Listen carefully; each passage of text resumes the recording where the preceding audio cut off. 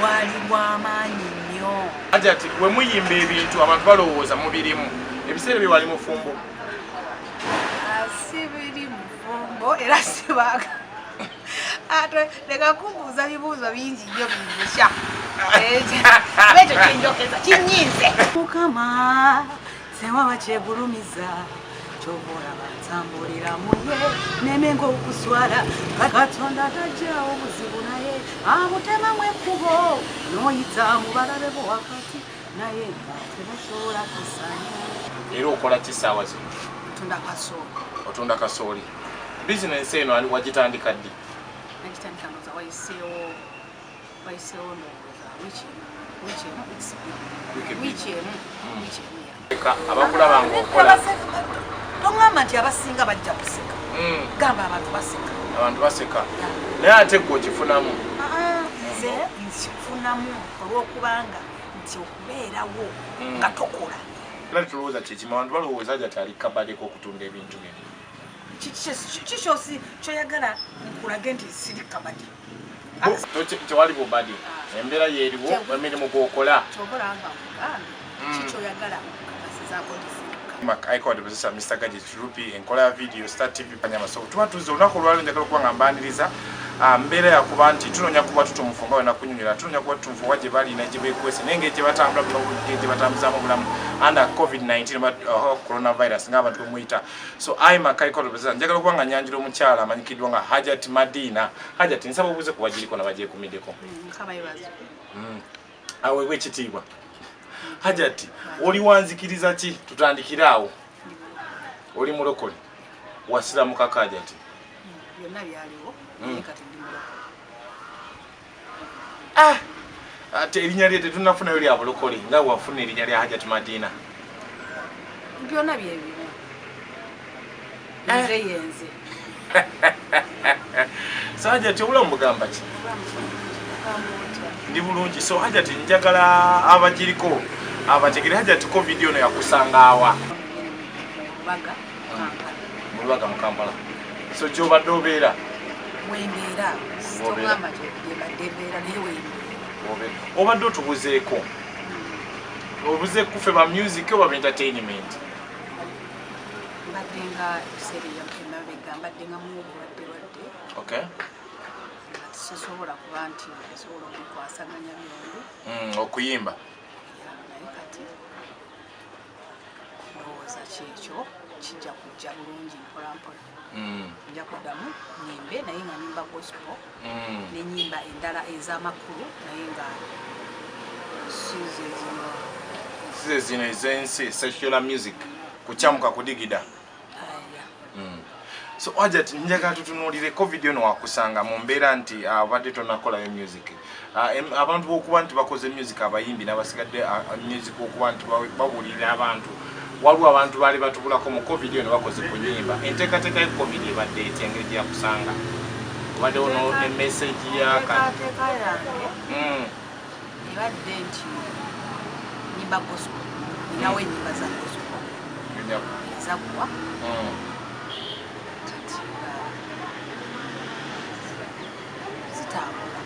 zibadde zitambula naye nga tezinaba kutuuka kuba nti zitambula nti oba ziri eno oba wa promotion. Yes, naye nga nkyazirina nti nazijja mu studio nembeera nazo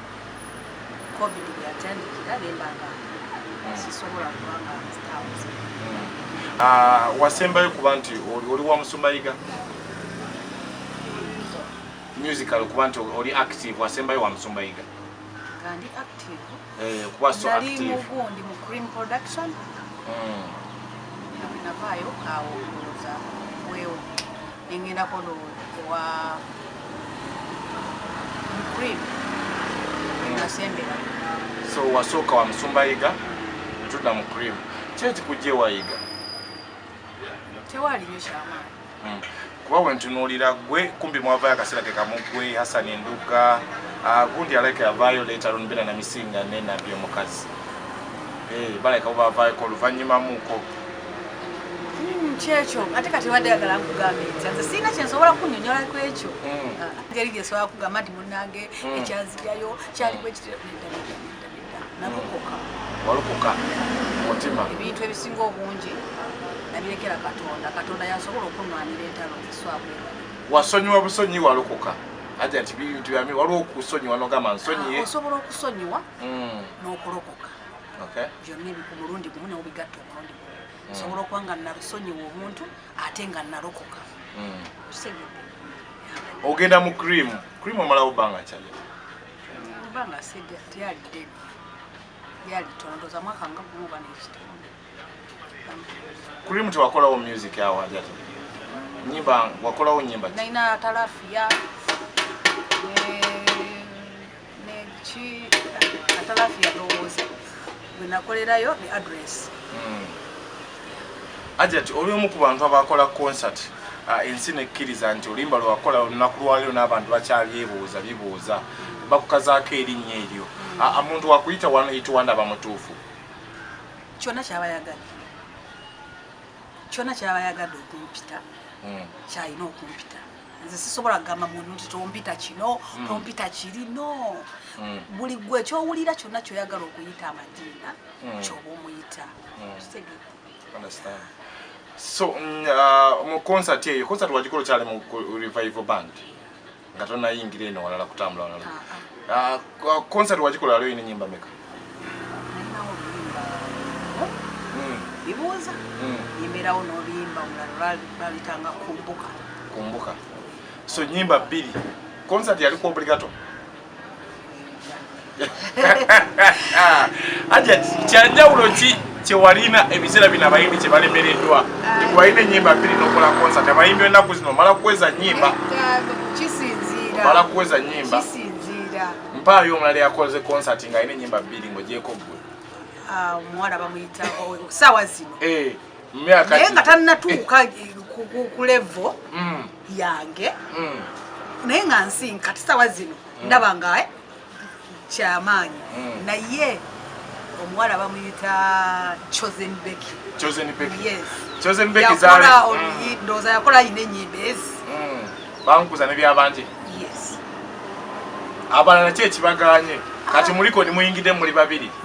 gwe ne Chosen Becky mwaba kakola ennyimba concert n'ennyimba bbiri omulala ali ani tewali sirinaawo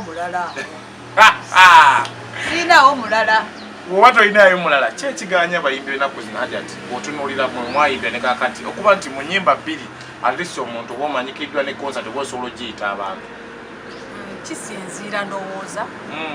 ki omuntu kyoba oyagala naki kyoyagala okuba owa abantu oyinza okuba nga abantu oyagala kubawa ekisinga oyagala obawe ekisinga ng'obawadde ennyimba nzigazizeezo nga nyingi nga olya oyimbe okugamba buli omwanyimirwe kitegeera so abayimbi b'ennaku zino akola ennyimba neziwera ne 10 concert negaana n'akola ne concert n'ayita wano ne bagaana okujja naye mwe mwabayitanga ne mujja mwayimbanga message oba mwayimbanga kwesanyusa kati olina okusooka n'otunuulira abantu omuntu n'omutunuulira embeera ze n'osooka n'otunulira ekikyaleetedde abantu kituufu so engeri gy'opakeginze gy'osabisesabisa ekintu kubanga oluyimba lwebayita lwinguliza lwali lw'amaanyi nnyo Hajjati we muyimba ebintu abantu balowooza mubirimu ebiseera bye wali mufumbo si biri mufumbo era sibaga ate leka kubuuza bibuuzo bingi nnyo bingusha ekyo kinjokeza kinyiize taata Hajjati ekyo kikuwangudde ekibuuzo kinyiize ebiseera bye twali mufumbo Hajjati naye ate n'okuba akayimba kabibuuza sibiranga obufumbo siba nina nyinza okugaa nti ninayo babebi bange abaana olinayo abaana nga siri toli mufumbo ani yawandika kabibuuza omitanga Fred Muwanguzi yalinako bagita batya yalinako nawe nocontributinga noteekawo embeera Hajjati bibuuzo ono wamufunamu birungi ki kyobola tukunonyeza olunaku lwaleero ndi wano lwalinnya singa sinze abantu bangi nnyo abali ushige naye lw'erinnya era onoonyeza kituufu ova mu revival omusumba yiga yayogera ebigambo bingi n'akolima yakolimira abantu bangi abava mu revival tuve okuva mu revival bandi gye kyakusuula abantu bagamba wagwa nze sisobola gamba ekyo kye babogera naye omuntu oyinza okubaako n'ebyokola ebirala okukakanamuko naye nga si kyekyo kye bagamba kyomuntu abaawo embeera gye nalimu manyi nti teri atagimanyi bukyanga nvaayo mu revival natandikirawo kulwala yentandika okulwala sinnaba kuddamu kusetolinga okujjako kati okuva lwenakera ku makya nenjatula obulokozi kyo nkyogera nga sityakwe sitya muntu yenna wadde abanandaba mikwano gyange kuba ngenda naye kati saawa zino nina kyensobola okulaba nti at least mukama ankoleddewo ekyenjawulo Hajjati emabegakaawo amawulire bambi gavaayo galaga ovudde mu bulamu bw'ensi tutunuulira omukulu gafulumira ku peegi oba yali yaani ng'akubika ani akubika Hajjati nange simanyi ate nebiseera ebyo kisinga okunsesa n'essimu yange saali ku WhatsApp ku mukutu gwa internet waliko naye nange neewuunya bwewo Hajjati ovaayo ofuna ekizibu ky'obulwadde bw'omutima gwali mutima ovaayo ebigambo bagamba oddukirwa omukyala amanyikidwa nga bamafiina ate balaga omufuna obutakkaanya buzibu ki obwagwawo Hajjati ewagwawo buzibu naye simanyi embeera eyo bambi saga nnyo kikyogerako naye nze kyenyina okusooka okwogera omukyalo omukyala mwabuvunaanyizibwa yankolera ebintu bingi era nsaba nnyo mukama ansaasi omukyalo oyo ansonyi bwemba nga nina we nakola ensobi ansonyi sirina kyensobola kwogeraku ekyo kisingakaawo embeera eno ya covid tukusanze olina ebintu bitetenkanya abantu bazze bakola interview n'ebintu ebyenjawulo balaga oli mu mbeera mbi naddala bintu byokukoze by'emirimu Hajjati weetaaga mulimu era okola ki ssaawa zino otunda kasooli bizinensi eno wagitandika ddi wayiseewo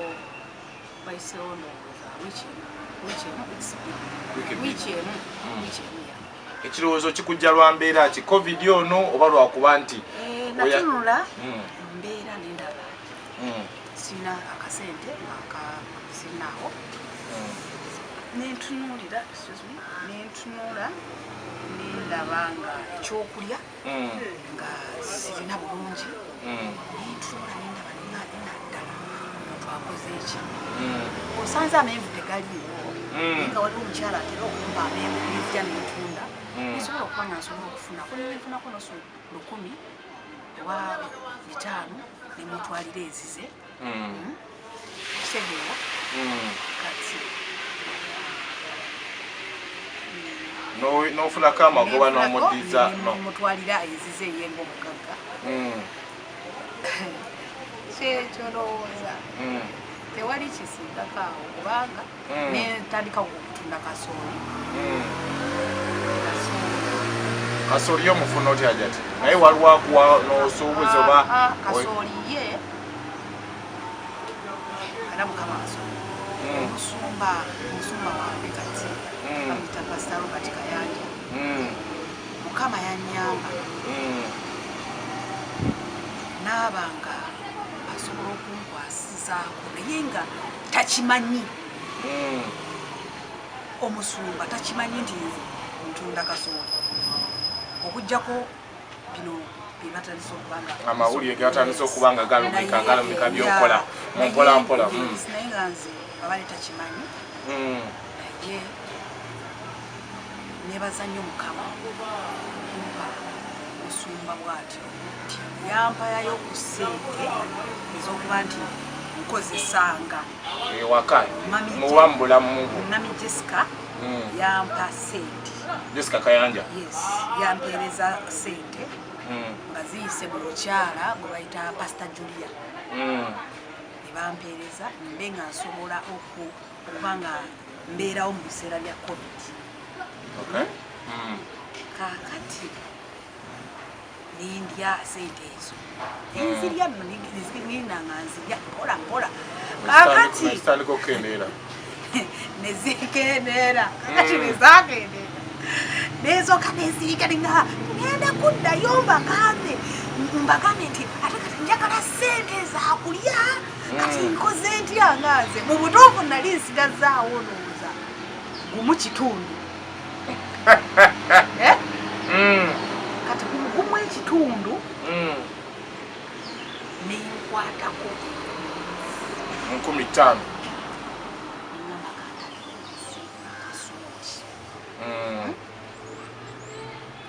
Kasooli ono mufumbe saidi yali wali yayokya ekyeggulo kati saidi eno nze nfumba. So gwe noyawulamu nti oli waba ali ayokya gwe kanfumbe. Wabuli omu alina testi ey'enjawulo, waliwo ajja kwagala omufumbe, waliwo ajja kwagala omufumbe, omulala ayagala omwoki. Kaakati nenfumba kasooli geetandika ebifumba byange naye mwatandise okukola olugambo olususse wakati saawa zino simanyi nawe ngenda kutunuulira bakama bange naye nzikiriza mukama nti mukama Katonda buli kintu kyonna kyateekawo kiba n'ensonga era mmanyi nti mukama agenda kunzigulirawo amakubo mbe nga ntunda kasooli wange kubanga nze mu kasooli wange oyo mukulamu musuubiramu ebintu byanjawulo musuubira okuba nga nsobola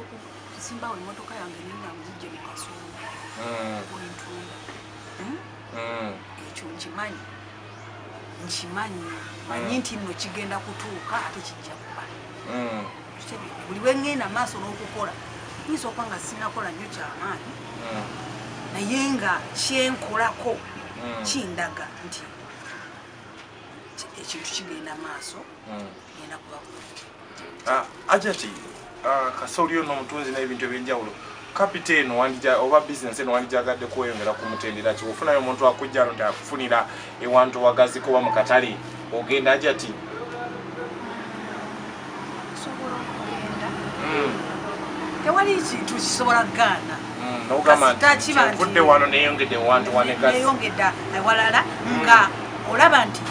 kigwanidde kasita ndaba nga kigwanidde mba nsobola okuba nga naye nga wekyo kikyatambula sofa wano wooli. So Hajjati bizinensi eno abasinga bajja kuseka abakulaba nga okola tongamba nti abasinga bajja kuseka gamba abantu baseka naye ate gwe okifunamu nze nkifunamu olw'okubanga nti okubeerawo nga tokola omanyi nina mugundi waliwo omukyala yatusomesanga mu Bible College nga nsomayo Pastor Kayanja yatugamba olaba luno luli lunusu lukumi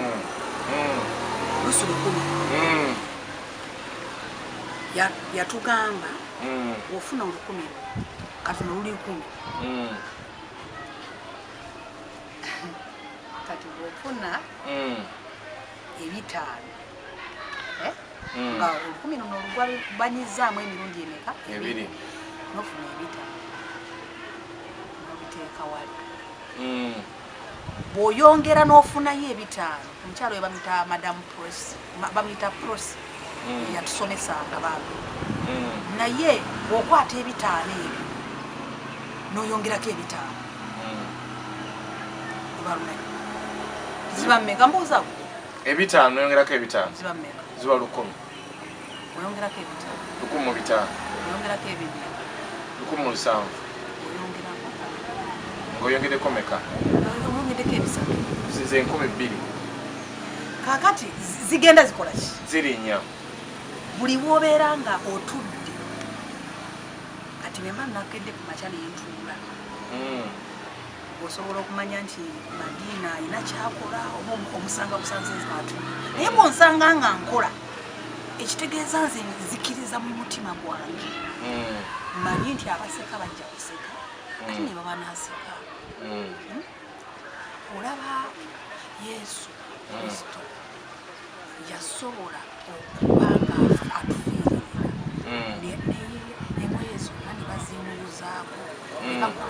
bye byonna ne babijjawo n'aba ng'asigadde ng'ali bukunya gwe kyoyagala okugamba nti nze nenkana Yesu nedda nyabo tolina tosalina kumwenkana ndowooza nawe tolina wathe ndi wathe kati okuva lwe nalokoka nedda taata okuva lwe nalokoka kati ndiki ogwanira mwana okitegedde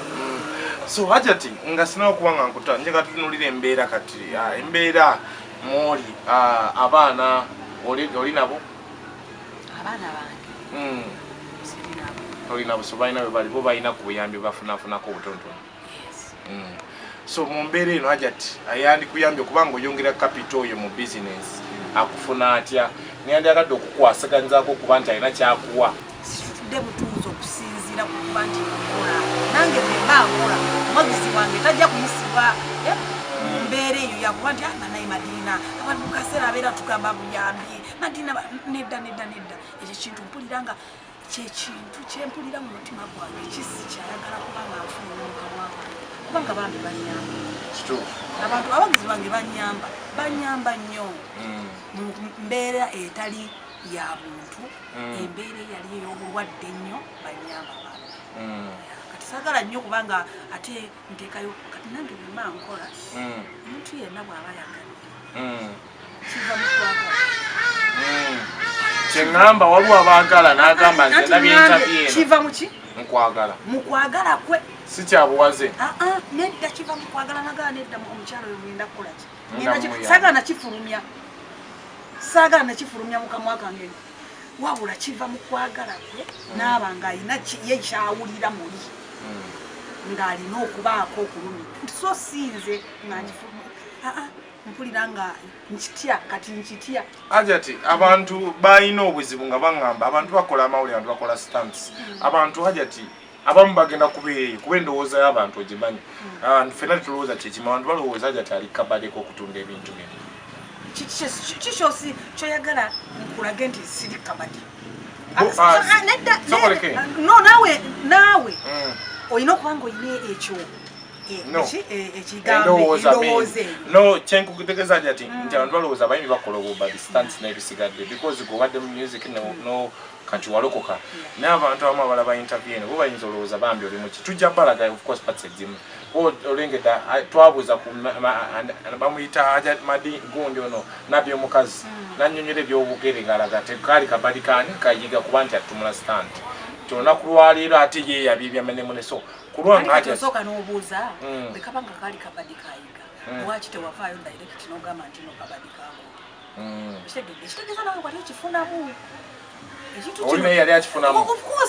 tuleme kuddira muntu ate kubaako nti kitegeeza ebyo si byagala wabaawo embeera eyaliwo ekitegeeza naawe wennyini eyakisirikira mu kusooka wali okola ki wali okimanyi wali okyagala ng'okifunamu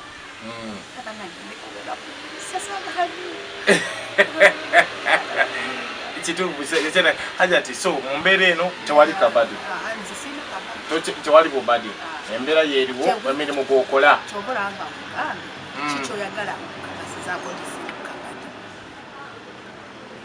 tewali Hajjati oyinza okubeera awo nze sirina kabadi kendiko era ogenda kundaba leero nga mutunda enkya nga mutunda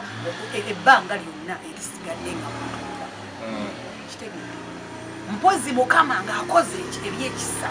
kubanga teri muntu yenna asobola kukola kisingakaawo okuggyako Katonda nga asazeewo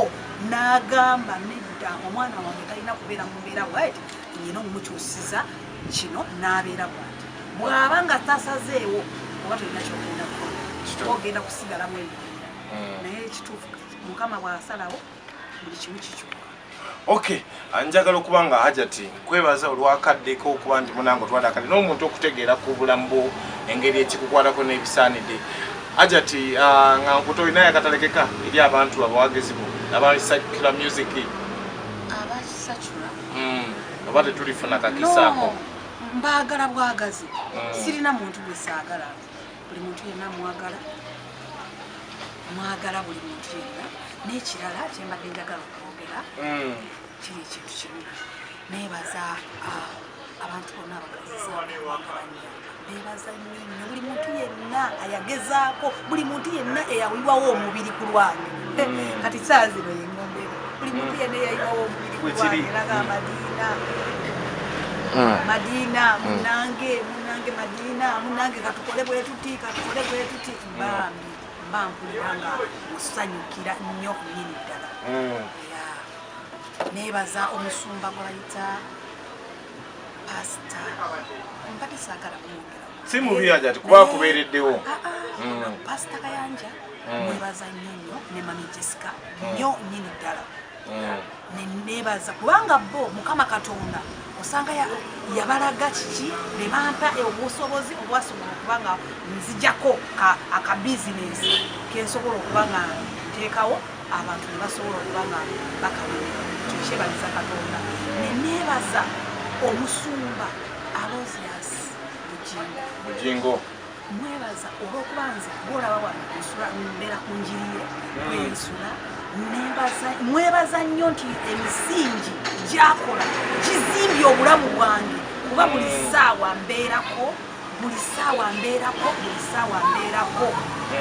mbeerako Friday mbeerako buli kimu musaba nnyo Mukama Katonda amuwe ekisinga obulungi kyensobola omusabira ekisinga Omusumba Bugingo Alozias Bugingo Mukama amuwe ekisinga obulungi kubanga atubeereddewo atuyiriddewo omubiri Hajjati nga tudduka buzibu ki bwafuna mu music ono w'ensi byewasanga mu music ebitonotono nga 2-3 sisobola kugamba nti kyamaanyi naye nga kipoza okujja kuba nti ekibeerabeera kibaawo sobola kumala gayewawo kibeera naye kibeera kibaawo wabeerawo ebibeerabeera ebitanyuma n'obikwasaganya Hajjati kambakayo mu music nga oli mu gospel eyinza kuba etya ejja kunyuma kubanga omuntu omukkiriza abawanjawo nina akayimba akapya bakayise batya Hajjati saawa zino waliwo kenabayimbiramuko bali naye kano saawa zino bakayima tewaba kyegulumiza ewali Mukama tewaba kyegulumiza buli kintu kyonna Mukama asobola okukiwangula asobola okikkakkanya akiwangula n'akikkakkanya n'akiseeteeza mbatuwemu kapeera Hajjati katinimu kakayimba akajjati eddoboozi ly'okukkiriza neera omuntu aliwulire talowooza nti oyinza okuba nti eddoboozi oyinza okuba toli mu mbeera nti gyebakusooberamu naye eddoboozi likyaliwo kyentegeeza nti eddoboozi lyaffe likyaliwo likyasobola okwatula okutuuka eri omuwagizi bo n'omuntu abadde akumiisinga kagamba awali Mukama tewaba kyegulumiza kyobola batambulira muye nemengo okuswala batyebi Katonda tajjawo buzibu naye amutemamu ekkubo n'oyita mu balabe bo wakati naye tebasobola kusanya message mweri obaka mwebuli Hajjati mwebuli nnyo tusabe busabi video tugikole audio ani yakoze audio tanakolebwa naye nga ali wa compose nze de kintu naye nga ali mukola kati saawa zino era saawa zonna ngenda kufulumya audio oyina management Hajjati kati so webayo mukutu ayagala okumanaginga wakyaliwo akakisa okudda mu kibiina kyonna oba ofuna management